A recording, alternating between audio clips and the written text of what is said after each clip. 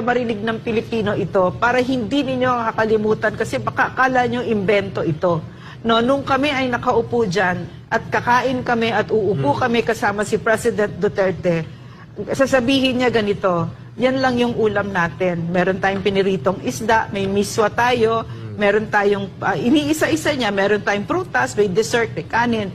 Okay naman yan. No? Kasi hindi natin pera yan. Pera ng taong bayan. Pwede nga sabay-sabay na kami, pera ng taong bayan yan.